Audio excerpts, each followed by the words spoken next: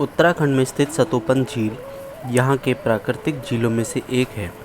यह झील न सिर्फ धार्मिक लिहाज से बल्कि अपने अद्वितीय प्राकृतिक सौंदर्य की वजह से भी विश्व के पर्यटन मानचित्र में दर्ज है।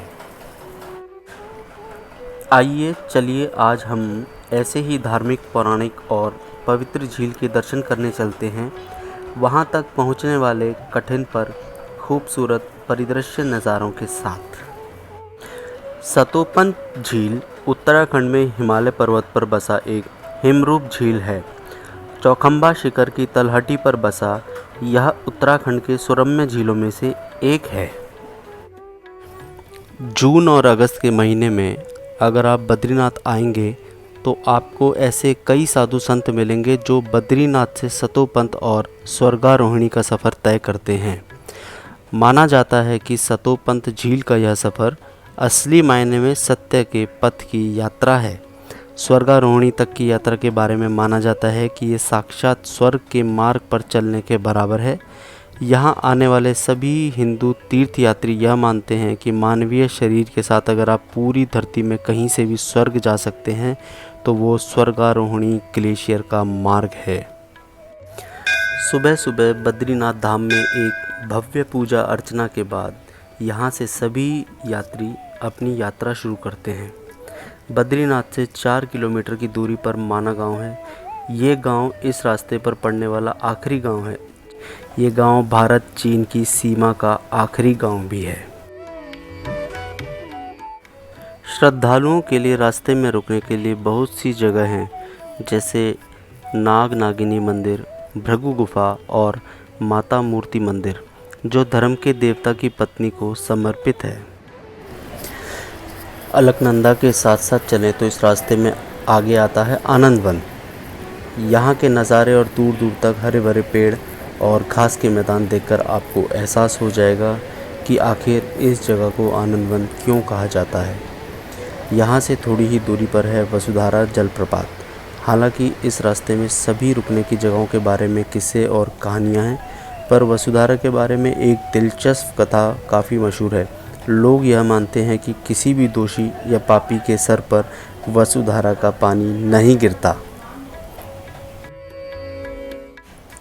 इस यात्रा में आगे आता है लक्ष्मी वन। लक्ष्मी वन जाना जाता है भोजपत्र के घने पेड़ों के जंगलों के लिए। प्राचीन काल में इस भोजपत्र के पेड़ों की छाल पर ही कई ग्रंथ लिखे गए थे। माना जाता है कि पांडवों की यात्रा के दौरान नकुल की मृत्यु लक्ष्मी वन में ही हुई थी। स्वर्गारोहिणी जाने वाले यात्री पहली रात इसी लक्ष्मी वन में रुकते हैं। लक्ष्मी वन से अगले दिन कुछ ही दूर चलकर यात्री सहस्त्रधारा पहुंचते हैं। ग्रेनाइट के एक टीले से गिरता हुआ झरना सचमुच मन छू लेता है। पांडवों के एक और भाई सहदेव की मृत्यु यहाँ हुई थी। इस जगह से आगे बढ़कर आसपास के नज़ारे और भी सुंदर हो जाते हैं। अगर आप मैप में देखें तो आप इस वक्त ठीक केदारनाथ के पीछे वाली पहाड़ी पर होंगे। इस यात्रा में अगली जगह है चक्र तीर्थ गुफाएं। काफ़ी लोग यहाँ रात बिताना भी पसंद करते हैं, पर अगर आप चल सके तो यहाँ से कुछ ही दूरी पर सतोपंथ झील है और वहाँ रात बिताना ज़्यादा बेहतर होता है।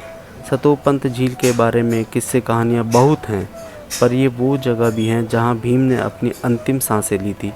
सैलानी यहाँ आकर रात को साधु संतों की झोपड़ियों में रात बिताते हैं तथा कुछ लोग अपने लिए गुफाएं ढूंढ लेते हैं या टेंट बना लेते हैं।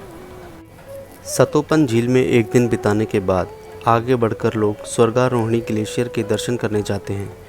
ज़्यादातर यात्री सतोपन से ही वापस चले जाते हैं, पर इस रास्ते पर आगे चंद्रकुंड और सूर्यकुंड के दर्शन करके स्वर्गारोहिणी साफ साफ दिखता है। इस ग्लेशियर के सीढ़ीनुमा आकार को ही स्वर्ग की 7 सीढ़ियाँ माना जाता है।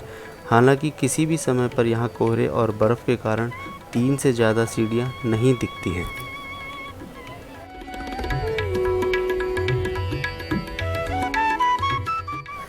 बद्रीनाथ के आसपास ऐसे बहुत सारे ट्रैक्स हैं जहाँ लोग आज भी जाते हैं। फूलों की घाटी और हेमकुंड साहिब में तो लोगों का तांता लगा ही रहता है, पर कम ही लोग जानते हैं कि बद्रीनाथ से वसुधारा फॉल्स, सतोपन झील और स्वर्गारोहिणी ग्लेशियर तक भी ट्रैकिंग की जा सकती है। इसके लिए बद्रीनाथ पहुंचने पर वहां मौजूद ट्रैकिंग एजेंसियों में आप बात कर सकते हैं। कई ट्रैकिंग एजेंसियां हैं जो आपको इस यात्रा में ले जा सकती हैं।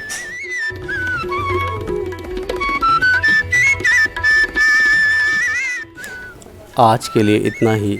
मिलते हैं नई यात्रा और उनके अनुभवों के साथ अगले अंक में। धन्यवाद।